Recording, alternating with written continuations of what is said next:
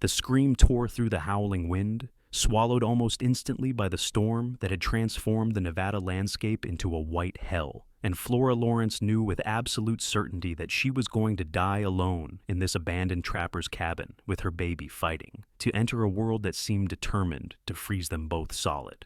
Her husband Samuel had left 3 days ago to ride to Genoa for supplies, promising to return before nightfall. That was before the storm had descended from the Sierra Nevada mountains like the wrath of an angry god, burying everything under drifts that rose higher than a man's head. Flora had watched the sky darken that afternoon, felt the temperature plummet, and known with a sinking dread that Samuel would not make it back. She prayed he had found shelter in town, that he was safe and warm, cursing himself for leaving her, but alive. The alternative was too terrible to contemplate. Another contraction seized her body, and Flora bit down on the leather strap she had placed between her teeth to keep from screaming again. No one would hear her anyway. Their cabin sat 5 miles from Genoa, tucked into a small valley that Samuel had chosen because of the creek that ran through it and the stand of pines that provided lumber and shelter from the wind. In summer, it was a paradise. In winter, during a storm like this, it was a tomb. The fire in the small stone hearth was dying. Flora had been too consumed by labor to tend it properly, and now the precious heat was fading. She could see her breath in the air, great white plumes that seemed to mock her with their resemblance to the snow still falling outside. She had managed to gather water, towels, and a knife before the pains had become too intense to move much. Everything she would need to deliver her own baby, if she survived long enough. She was 22 years old and had never felt more terrified in her life. The contraction passed, leaving her gasping and shaking. Flora forced herself to crawl toward the fireplace, her swollen belly making every movement awkward and painful. She grabbed 2 logs from the dwindling stack and threw them onto the embers, then used the poker to stir them until flames began to lick at the fresh wood. The immediate warmth on her face felt like a benediction. "Please," she whispered to the empty cabin, to God, to anyone who might be listening. "Please let my baby live. Please let Samuel be safe. Please send someone." But the wind only howled louder, rattling the shutters and finding every crack in the cabin's walls to send icy fingers probing inside. The labor continued through the night, though Flora lost all sense of time. There was only pain and cold and the desperate animal need to survive. She had spread blankets near the fire and positioned herself as comfortably as possible, following instincts she did not know she possessed. Her mother had died when Flora was 12, before she could teach her daughter these things. Samuel's mother lived back in Missouri, too far away to help, even if the weather had been fine. When the baby finally came, sliding into the world with a rush of fluid and blood, as the gray dawn light filtered through the gaps in the shutters, Flora sobbed with relief at the sound of its cry. A girl. She had a daughter. With trembling, exhausted hands, she cut the cord with the knife she had sterilized in the fire, tied it off as best she could remember from helping with barn animals, and wrapped the tiny, squalling infant in the cleanest towel she could find. "Hello, little one," Flora whispered, pulling her daughter to her chest. "Welcome to the world. I am so sorry it is so cold." The baby's cries were strong, at least. That was good. Flora managed to help her latch on to nurse, and the tug of the tiny mouth at her breast brought tears to her eyes. She had done it. Against all odds, she had delivered her own baby in the middle of a blizzard, and they were both alive. But for how much longer? The fire was dying again. Flora could barely move. The bleeding seemed to be slowing, but she felt weak and dizzy, and the cold was seeping into her bones. She wrapped more blankets around herself and the baby, creating a cocoon of wool and cotton, but it was not enough. She needed more wood for the fire. She needed food. She needed help. The storm showed no signs of stopping. Flora drifted in and out of consciousness as the day wore on. She roused herself periodically to nurse the baby and tend the fire, but each time it became harder. The woodpile was nearly gone. She had not eaten since the previous morning. Her body was shutting down, and she knew it. "I am sorry," she whispered to her daughter, who slept peacefully against her chest, oblivious to the danger. "I am so sorry, little love. I tried so hard." She closed her eyes and let the darkness take her. Finnegan Rhodes had been riding through storms since he was old enough to sit a horse, and he knew better than to be out in weather like this. But his instincts had been screaming at him for the past 2 days, telling him something was wrong, that he needed to check on the Lawrence cabin.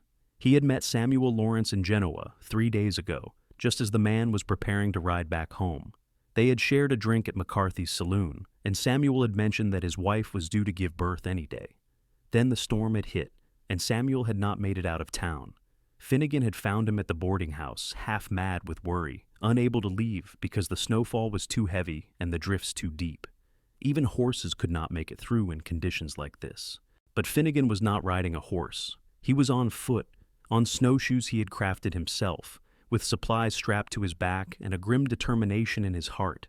He had told Samuel he would check on Flora, and Samuel had gripped his hand with the desperation of a drowning man. "Please," Samuel had said, "please bring them to safety. I cannot lose them. I cannot." Finnegan had simply nodded and left before the other man could see the doubt in his eyes.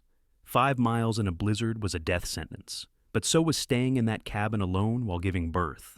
He pushed through the drifts, his long legs in the snowshoes, allowing him to stay on top of the snow most of the time.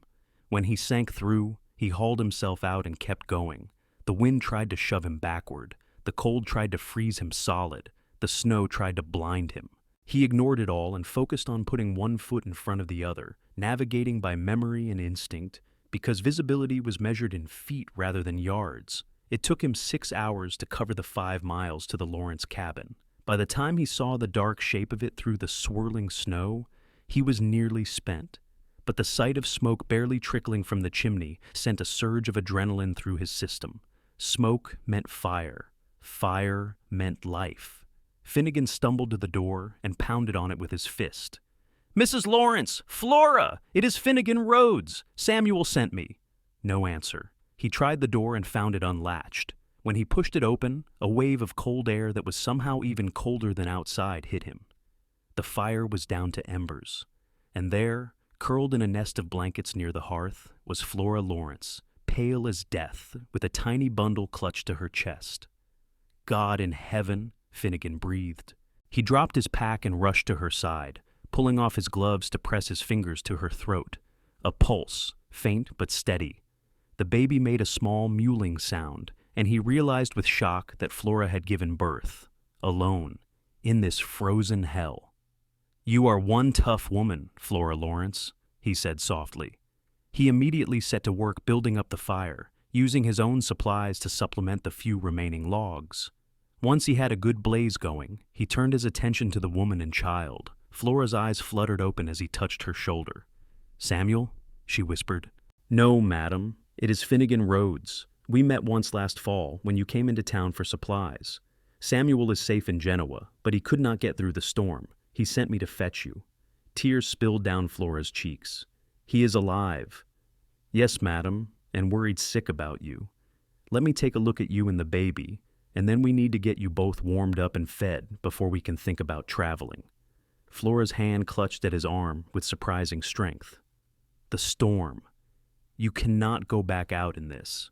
Finnegan looked toward the window, where the wind still howled and snow still fell. "Not right away, no. We will wait until it eases, but we cannot stay here long. You need a doctor, and this cabin is too cold to keep a newborn safe." He examined Flora as professionally as he could, checking for signs of infection or excessive bleeding. She seemed to be recovering as well as could be expected, but she was weak and dehydrated.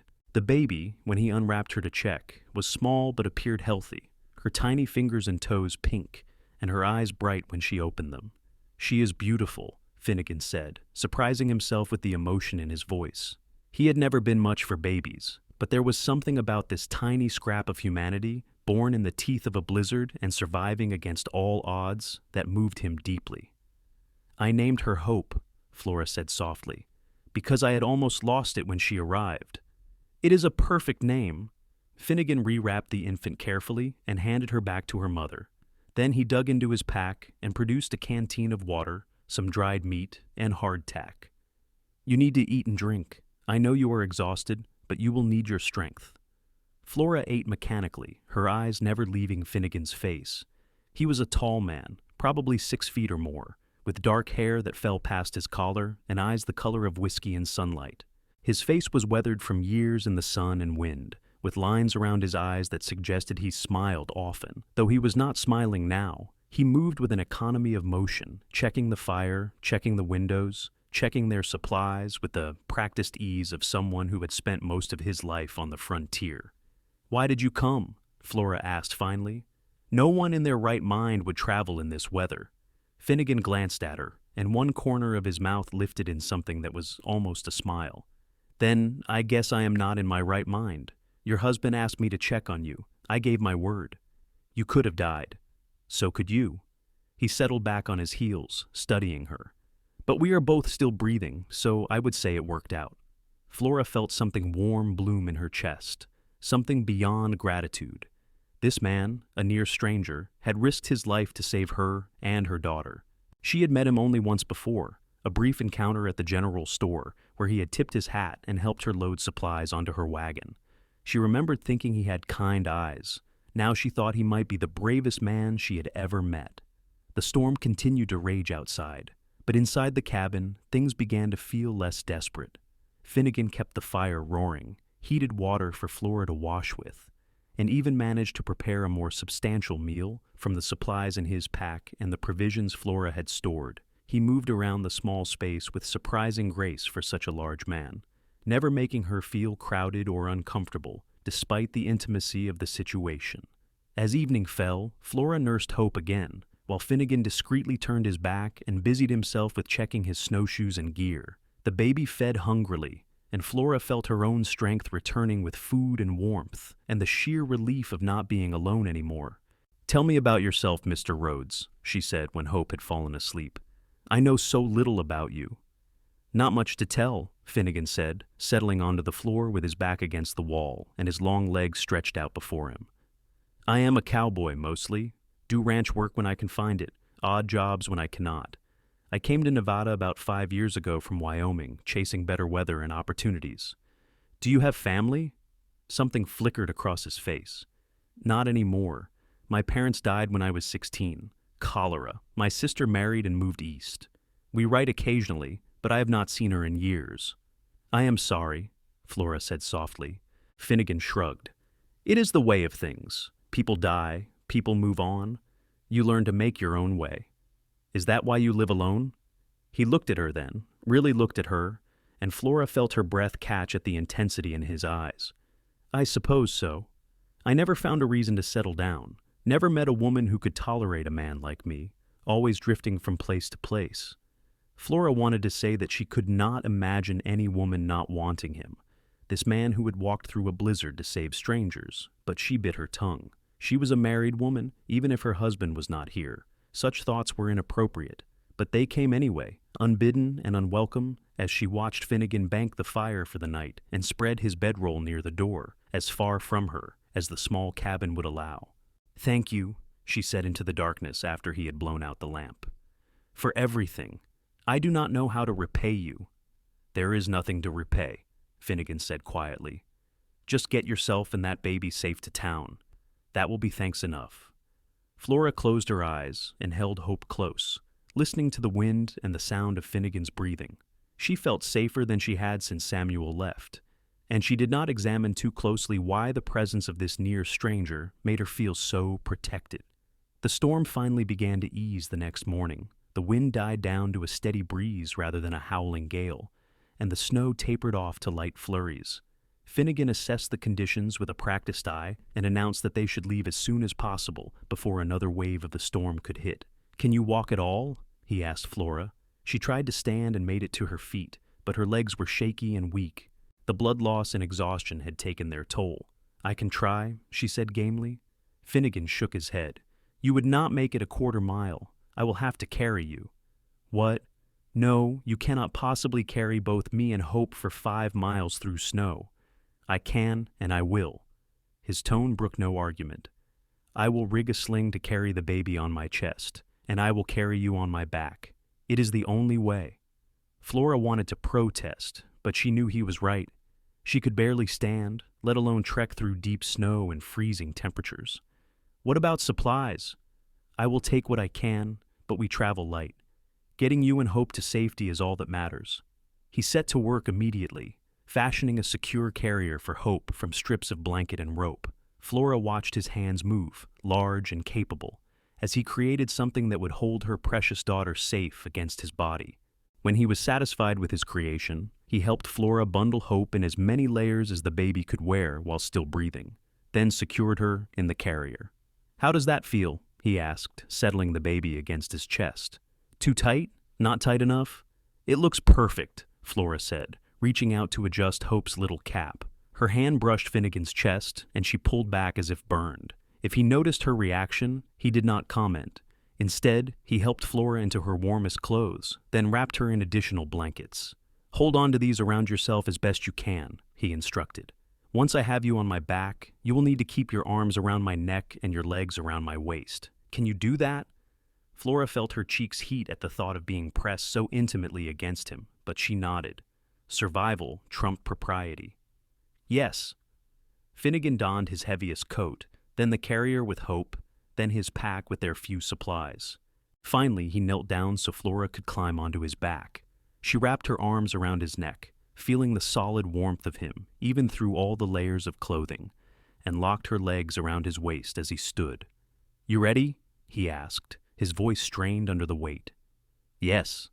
He strapped on his snowshoes, picked up his walking stick, and pushed open the cabin door. The world outside was transformed. Snow covered everything in smooth, deceptive drifts that hid rocks and gullies and other hazards. The sky was a pale gray, and the air was so cold it hurt to breathe. But it was not snowing hard anymore, and Finnegan had a clear view of the direction they needed to travel. "Here we go," he said, and started walking. Flora had not thought it was possible for one man to carry 2 people and supplies for 5 miles through snow. But Finnegan proved her wrong. He moved steadily, his breathing heavy but controlled, his steps careful and deliberate. The snowshoes distributed his weight and kept him from sinking too deep. When he did break through and sink to his knees or thighs, he simply pulled himself out and kept going. Against Flora's chest, pressed between her body and Finnegan's back, Hope slept peacefully, warm and secure. Flora could feel the baby's small movements, the rise and fall of her breathing, and marveled at the trust required to let this man carry her newborn through such dangerous conditions. But what choice did she have? He had already saved their lives once. She had to trust he could do it again. An hour into the journey, Finnegan stopped to rest, leaning against a large boulder that jutted from the snow. His breath came in great plumes of white vapor. "How are you holding up?" he asked. "I am fine," Flora said, though in truth her arms ached from holding on to him, and her body hurt in places she could not name. "How are you?" "Been better, been worse."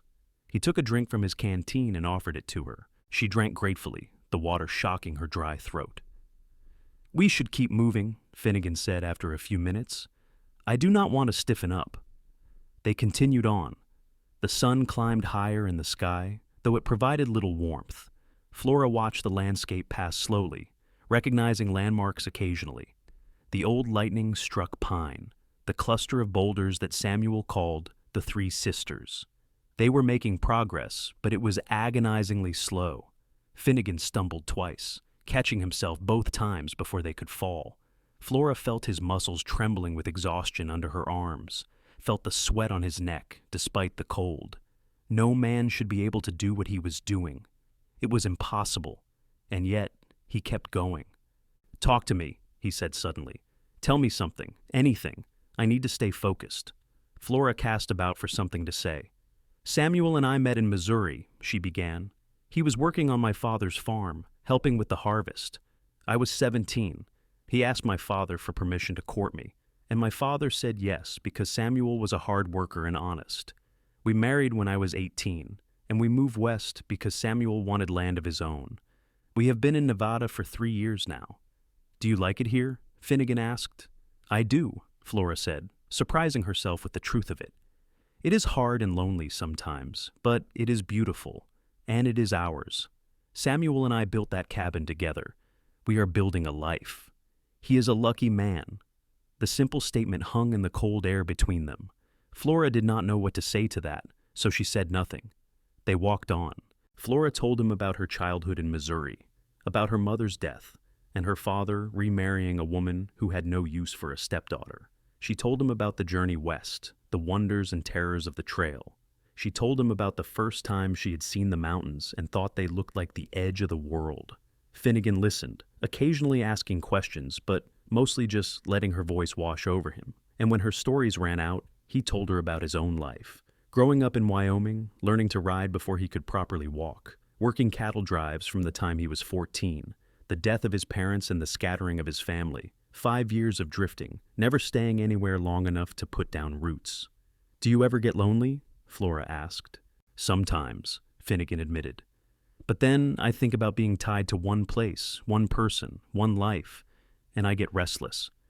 I have always been like that. My mother used to say I had wandering feet." "Maybe you just have not found the right place yet," Flora said softly, "or the right person." Finnegan was quiet for a long moment. Then he said, "Maybe." The light was beginning to fade when Genoa finally came into view, a cluster of buildings huddled in the valley below them. Flora felt tears of relief spring to her eyes. They had made it. Against all odds, through impossible conditions, Finnegan Rhodes had carried them to safety. "Almost there," Finnegan said, his voice hoarse with exhaustion. "Just a little farther." They descended into town as the sun set, painting the snow-covered buildings in shades of pink and gold. People emerged from doorways, pointing and exclaiming at the sight of the tall man with his impossible burden. Someone ran ahead, and by the time they reached the main street, Samuel was running toward them, his face a mask of desperate hope and fear. "Flora! Flora, is that you? Samuel!" Flora tried to climb down from Finnegan's back, but her numb legs would not cooperate. Finnegan carefully lowered himself to his knees in the snow, and Samuel was there to catch his wife as she slid off. "Oh my God, Samuel was saying, holding Flora tight. "I thought I had lost you. I thought you were dead." "We have a daughter," Flora said, tears streaming down her face. "Samuel, we have a daughter. Her name is Hope." Samuel looked at Finnegan, who was carefully removing the carrier from his chest. The cowboy's hands shook with exhaustion as he unwrapped the layers of blankets to reveal the sleeping infant. Samuel took his daughter with trembling hands, staring down at her in wonder. "You saved them," he said to Finnegan, his voice breaking. "You saved my family." Finnegan tried to stand and nearly fell. Strong hands caught him, other men from town who had gathered around. Someone wrapped a blanket around his shoulders. Someone else pressed a flask into his hands. "Get them to the doctor," Finnegan managed to say. "The mother and baby both need to be checked." "You need a doctor yourself," someone said. "You look half dead." "I am fine," Finnegan insisted, though his legs were shaking so badly he could barely stand. "Just tired." But they hustled him along with Flora and Samuel to the doctor's house, a neat little building on the edge of town. Dr. Martin took one look at the group and started issuing orders. Flora and Hope were taken into an examination room. Samuel followed, still holding his daughter like she might disappear if he let go. Finnegan was guided to a chair by the fire and told in no uncertain terms not to move until the doctor could look at him. He sat there in the warmth, feeling the heat slowly seep back into his frozen muscles, and wondered what the hell he had just done. He had risked his life for two people he barely knew. He had pushed his body past any reasonable limit, and for what? But then he remembered the weight of Flora on his back, the trust in her voice as she told him stories to keep him going. He remembered the sight of Hope's tiny face, peaceful and perfect. He remembered the look in Samuel Lawrence's eyes when he held his daughter for the first time. Maybe it had been worth it after all. "Doctor?" Martin emerged from the examination room an hour later, looking tired but satisfied. "The woman and baby are both doing remarkably well, all things considered," he announced. "Flora is exhausted and mildly hypothermic, but there are no signs of infection or complications from the birth. The baby is small but healthy, with good strong lungs. They need rest and warmth and regular meals, but I expect both of them to make a full recovery." A cheer went up from the group of townspeople who had gathered in the doctor's waiting room. Finnegan felt the tension drain from his shoulders. "Now you," Dr. Martin said, turning to Finnegan. "Let me have a look at you." Finnegan submitted to the examination reluctantly. The doctor poked and prodded, checked his extremities for frostbite, listened to his breathing, and finally pronounced him miraculously unharmed. "You should be dead, doctor," Martin said bluntly. "What you did was insane, but since you are somehow still alive and in one piece, I prescribe hot food, hot whiskey, and at least 12 hours of sleep. Can you manage that?" "Yes, sir," Finnegan said, too tired to argue. Samuel emerged from the examination room, leaving Flora and Hope to rest. He made his way directly to Finnegan and gripped the cowboy's hand in both of his own. "I can never repay you for what you have done," he said, his voice thick with emotion. "Never. But I swear to you, if you ever need anything, anything at all, you come find me. My home is your home. My family is your family. Do you understand?" Finnegan nodded, uncomfortable with the intensity of the other man's gratitude. "I am just glad they are safe. That is payment enough." "No," Samuel said firmly. "It is not. But we can talk about that later. For now, you need to rest. Mrs. Fletcher runs a boarding house on 2nd Street. I have already sent word to have a room prepared for you. It is paid for as long as you need it." Finnegan wanted to protest, but he was too tired. He let himself be guided to the boarding house, let Mrs. Fletcher fuss over him, and feed him an enormous meal of beef stew and fresh bread, and finally let himself collapse into a real bed with clean sheets and warm blankets. He was asleep in seconds. The next few days passed in a haze of rest and recovery. Finnegan slept more than he had in years, his body demanding time to heal from the ordeal. When he was awake, he found himself the talk of the town. People wanted to buy him drinks, shake his hand, hear the story of the rescue. He endured it all with quiet grace, uncomfortable with the attention, but too polite to refuse. On the 3rd day, he finally felt well enough to visit Flora and Hope. He found them at the boarding house where Samuel had taken a room, Flora looking much healthier and Hope nestled in a wooden cradle that someone in town had donated. "Mr. Rhodes," Flora said, her face lighting up when she saw him. "Please come in. I was hoping you would visit." Finnegan removed his hat and entered the room. It was small but clean, with a bed, a table, 2 chairs, and the cradle. Samuel was out, Flora explained, dealing with some business in town and checking on their cabin. "How are you feeling?" Finnegan asked. "Much better, thank you. And it is all because of you." Flora rose from her chair and crossed to where he stood. She reached out and took his hand in both of hers. "I owe you my life, Mr. Rhodes. Both of our lives." "You owe me nothing," Finnegan said, but he did not pull his hand away. Her hands were soft and warm, and the touch sent an unexpected jolt through him. "That is not true," Flora said softly. She was standing close to him now, close enough that he could see the flecks of green in her brown eyes, close enough to smell the soap she had washed with. "Without you, Hope and I would have died in that cabin. You risked everything to save us. That is a debt I can never fully repay." "You do not need to repay it," Finnegan said, his voice coming out rougher than he intended. "I did what anyone would do." "No," Flora said. "You did what only someone truly brave and good would do. I will never forget that." She stood on her toes and kissed his cheek, a soft press of lips that lasted only a second, but seemed to burn like a brand. Then she stepped back, her cheeks flushed. "Thank you, Finnegan Rhodes. Thank you for giving my daughter a chance at life." Finnegan touched his cheek where she had kissed him, at a loss for words. In the cradle, Hope made a small sound, and Flora turned to tend to her, breaking the strange spell that had fallen over the room. "Would you like to hold her?" Flora asked, lifting the baby. "I do not know much about babies," Finnegan said, but he found himself holding out his arms anyway. Flora placed Hope in his arms, adjusting his grip until the baby was secure. Finnegan looked down at the tiny face, the miniature fingers that waved in the air, the eyes that were just beginning to focus on the world around them. Something in his chest tightened. "She is perfect," he said softly. "She is." Flora watched him with an expression he could not quite read. "You were the first man to hold her, you know, even before her father. That makes you special."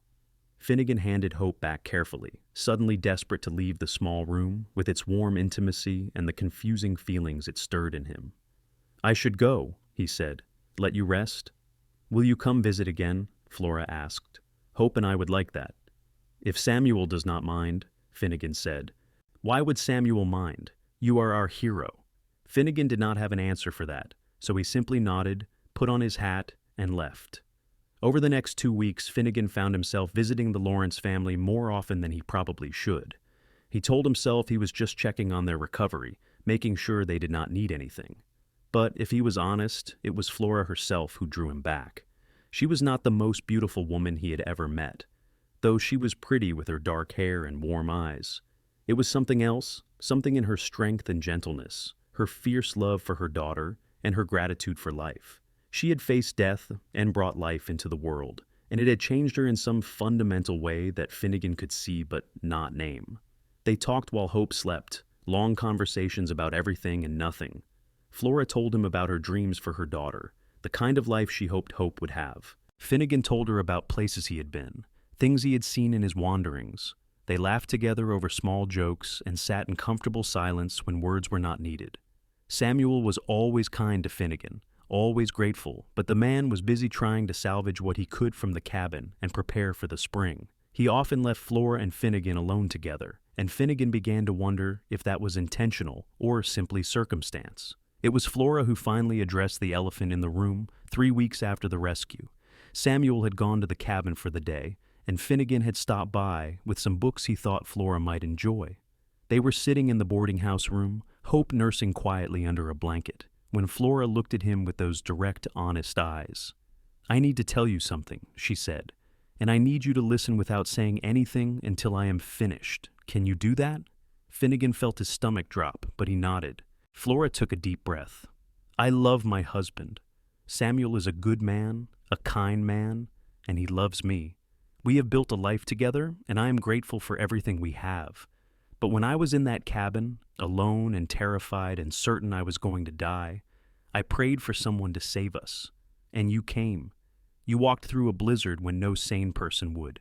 You carried me and my baby for 5 miles through snow that should have killed you.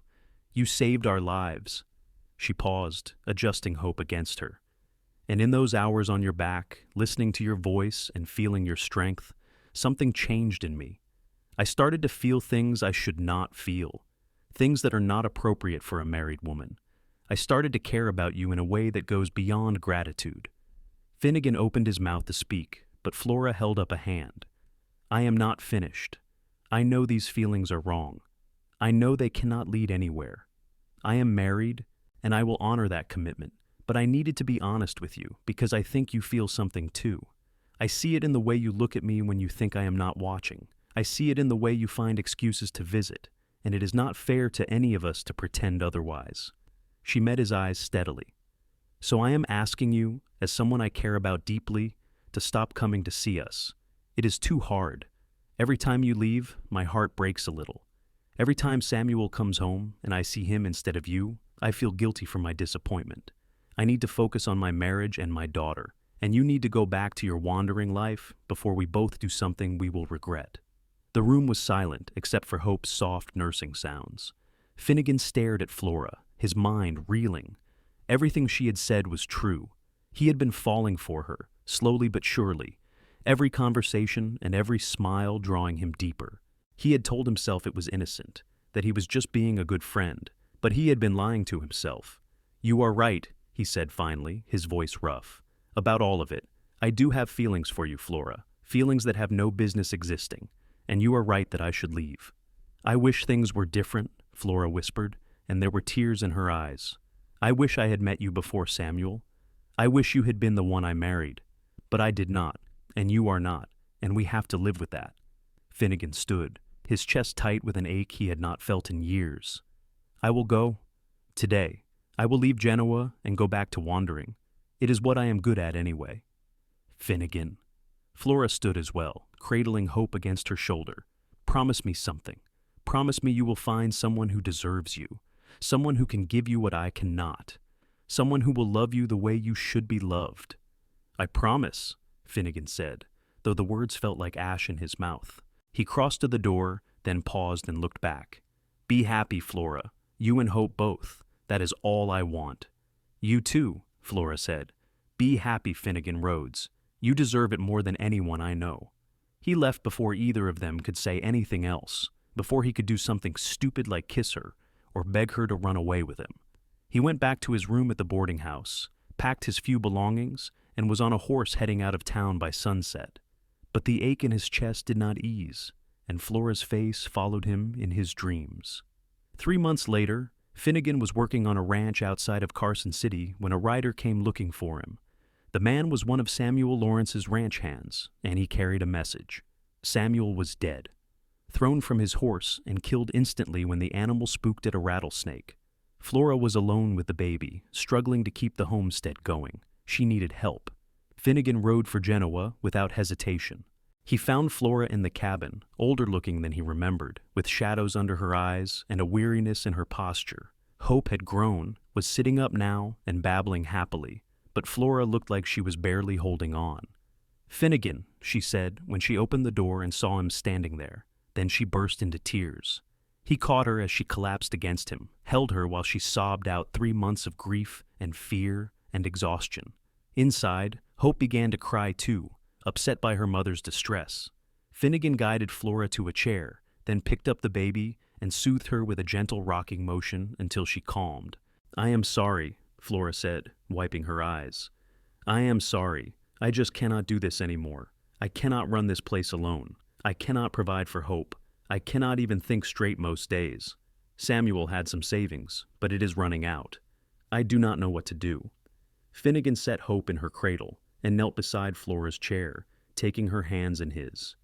"You do not have to do it alone," he said. "I am here. Let me help." "I cannot ask you to do that," Flora said. "You have your own life, your own path." "My path led me back here," Finnegan said. "Maybe this is where I am supposed to be." Over the following weeks, Finnegan threw himself into helping Flora salvage the homestead. He repaired the cabin's roof, fixed the corrals, tended to the few animals Samuel had owned. He hunted to provide meat and made trips to town for supplies. Flora slowly came back to life, the color returning to her cheeks and the spark returning to her eyes. They did not speak of the conversation they had had months ago. They did not speak of the feelings that still simmered between them. They simply worked together, raised Hope together, and pretended that the situation was purely practical.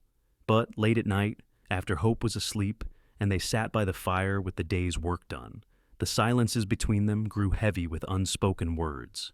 It was Flora who finally broke first, 6 months after Samuel's death.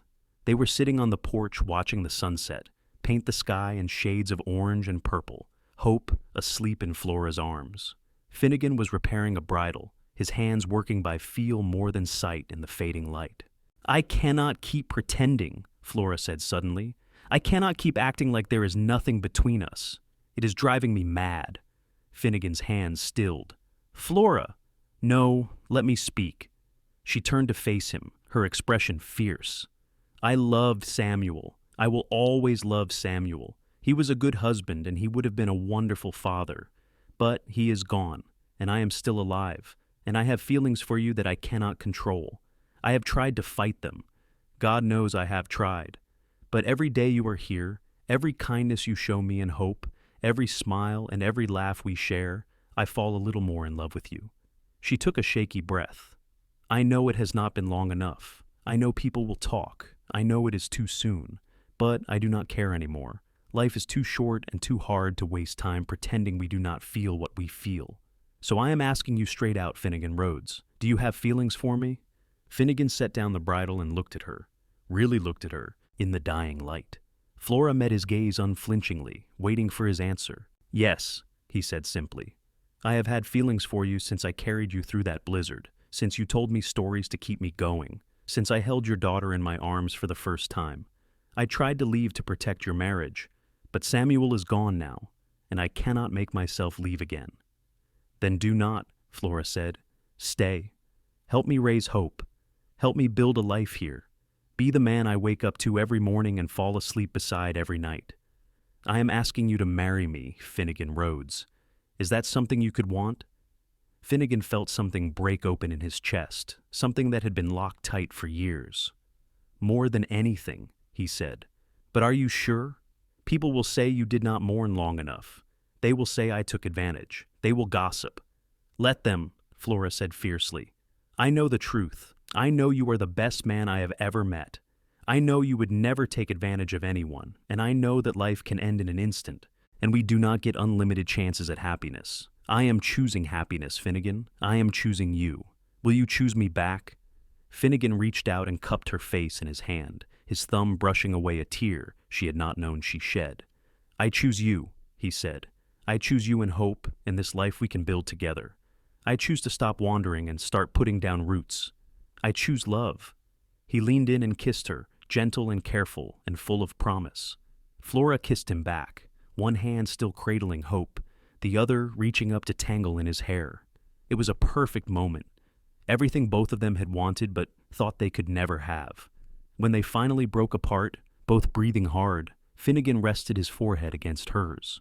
"When?" he asked. "As soon as possible," Flora said. "I have wasted enough time. I want to be your wife. I want Hope to have you as her father. I want to start our life together right now." They were married 2 weeks later by the minister in Genoa, with half the town in attendance. There was some gossip as they had expected, some disapproving whispers about the rushed wedding and Flora's short mourning period. But most people were happy for them, remembering the dramatic rescue and seeing the obvious love between the couple. Flora wore a simple dress of deep blue, and Finnegan wore his best clothes, his hair trimmed and his jaw freshly shaved. Hope, now 10 months old, was held by Mrs. Fletcher during the ceremony, and when the minister pronounced them husband and wife, the baby let out a happy shriek that made everyone laugh. The wedding celebration was held at McCarthy's saloon, with music and dancing and more food than Finnegan had seen in years. People came up to congratulate them, to shake Finnegan's hand and kiss Flora's cheek. Samuel's name was mentioned respectfully, with kind words about how he would have wanted Flora to be happy. Flora cried a little, but they were happy, tears mixed with sad ones. As the sun set and the party continued, Finnegan pulled Flora outside for a moment of quiet. They stood under the stars, arms around each other, and looked out at the mountains in the distance. "Are you happy?" Finnegan asked softly. "More than I ever thought possible," Flora said.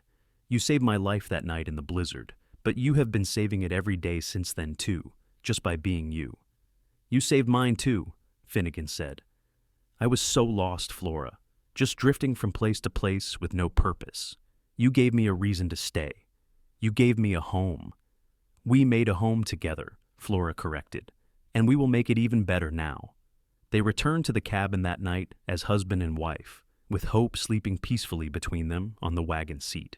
Inside, someone had thoughtfully built up the fire and left flowers on the table. Flora put Hope to bed in her cradle, then turned to face her new husband. "I am nervous," she admitted with a small laugh. "Is that silly?" "No," Finnegan said, crossing to her and taking her hands. "I am nervous too, but we do not have to do anything tonight except sleep if that is what you want. We have the rest of our lives." But Flora shook her head. "I want to start our life together properly. I want to be your wife in every way. I am just out of practice." Finnegan smiled and kissed her forehead, her cheeks, her lips. "Then we will figure it out together." And they did, slowly and carefully, learning each other in the warm darkness with whispered words and gentle touches. It was nothing like Flora's wedding night with Samuel had been, all nervous fumbling and quick release. This was different, better, two people who already loved each other, discovering new ways to show it. Afterward, they lay tangled together in the narrow bed, Finnegan's arm around Flora and her head on his chest. She traced patterns on his skin with one finger, marveling at the solid reality of him. "I love you," she said. "I should have said it before. I love you, Finnegan Rhodes."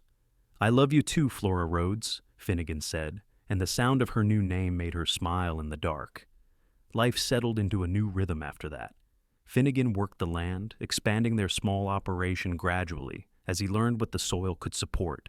Flora managed the household and cared for Hope, who seemed to thrive with Finnegan as her father. The little girl adored him, reaching for him whenever he came in from working and laughing at his silly faces.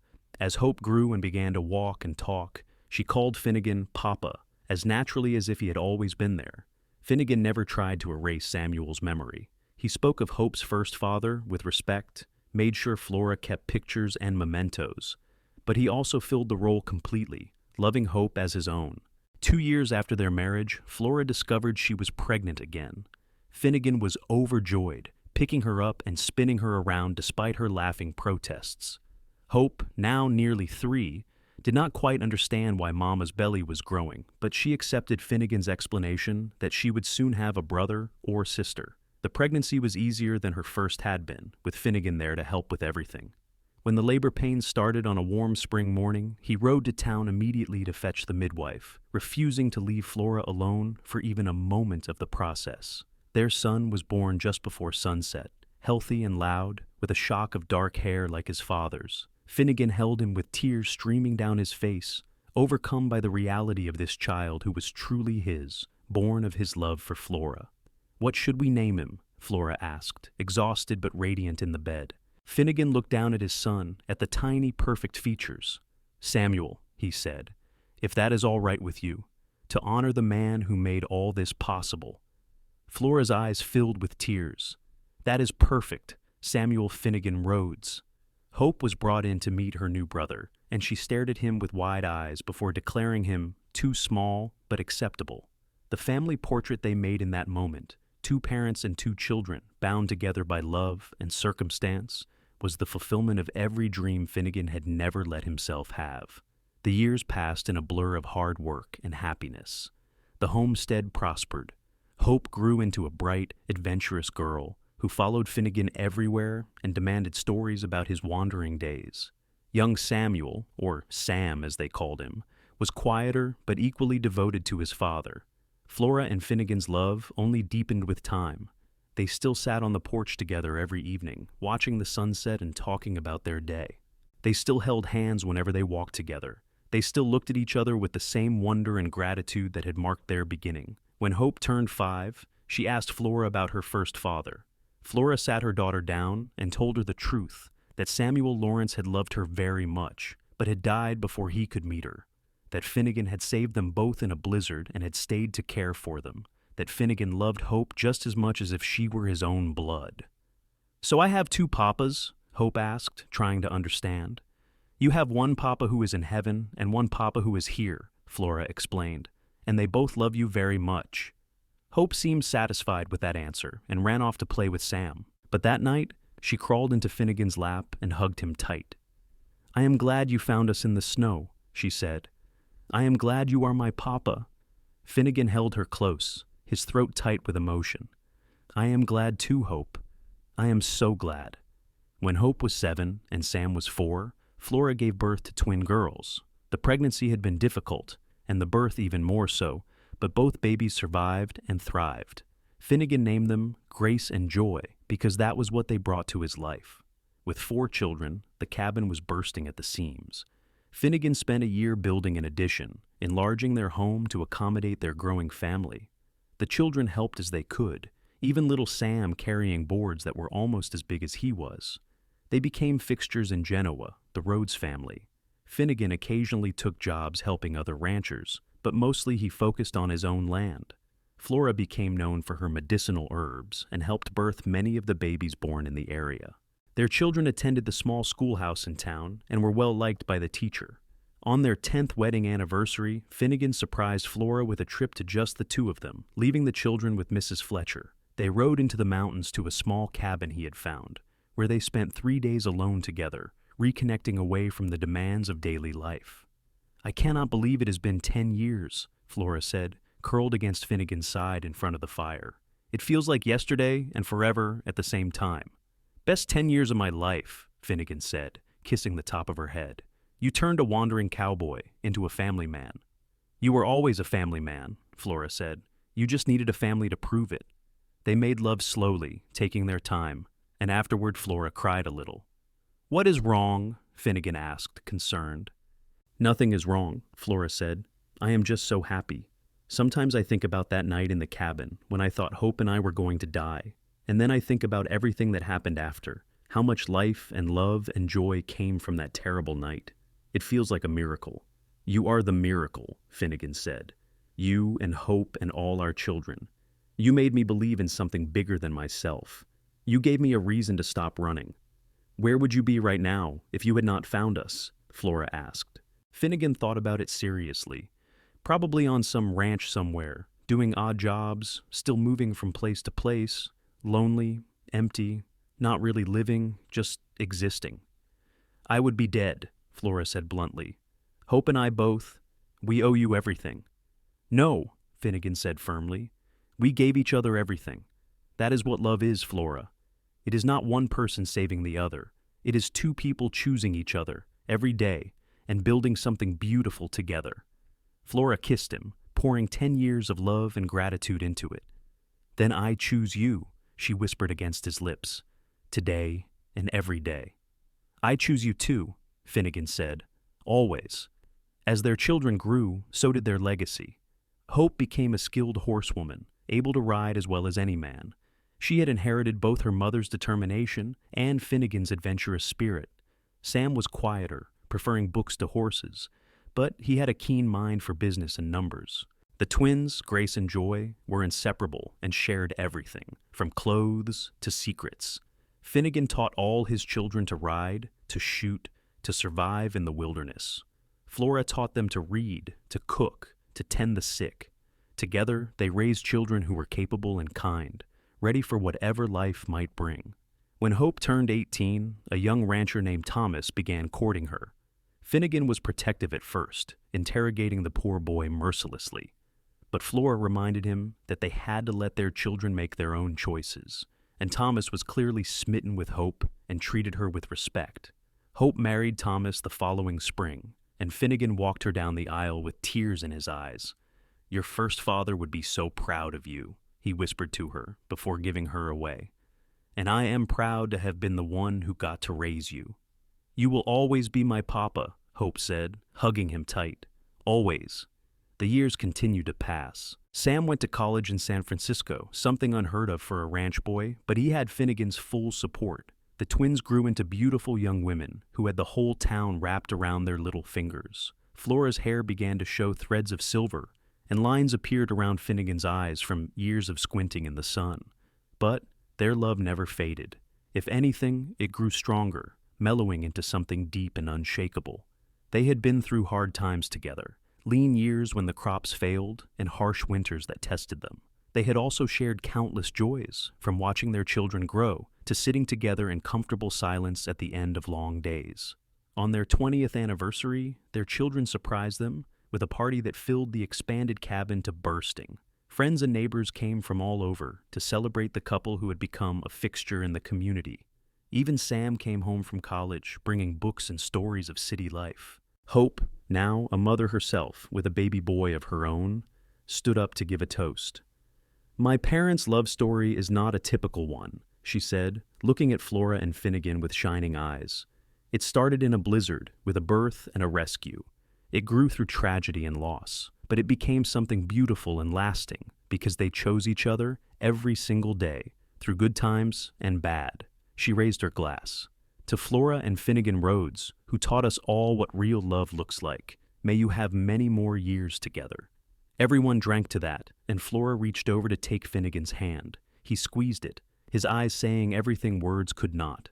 Later, when the guests had gone and the children were cleaning up, Flora and Finnegan slipped outside to their favorite spot on the porch.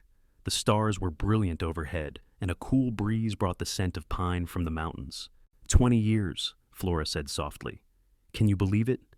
"Some days I still cannot believe any of this is real," Finnegan admitted. "That I got to marry you, raise a family, build a life, that I stopped wandering." "Do you ever miss it?" Flora asked. "The wandering?" Finnegan turned to look at her in the starlight. "Not for a single second. You are my home, Flora. You and our children. I would not trade this life for anything. Even if you could go back and change things, even if you could have avoided that blizzard." "Especially not that," Finnegan said firmly. "That blizzard brought me to you. It gave me everything I have now. I would walk through 100 blizzards if it meant finding you again." Flora leaned against him, and they sat in comfortable silence, watching the stars and listening to the sounds of their children laughing inside.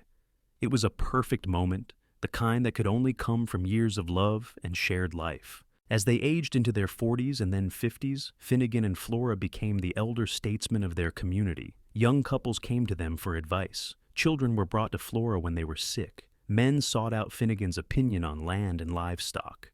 They had become part of the fabric of Genoa, as permanent and reliable as the mountains themselves. Hope gave them 3 more grandchildren, and Sam eventually married a girl from the city and brought her home to Nevada. The twins both married within a year of each other, to brothers from a neighboring ranch, and stayed close by. Family gatherings became loud, chaotic affairs with children running everywhere and multiple conversations happening at once. Finnegan loved every minute of it. He often thought back to his lonely days before Flora, when he had drifted from place to place with no ties and no purpose. He could barely remember what that felt like now.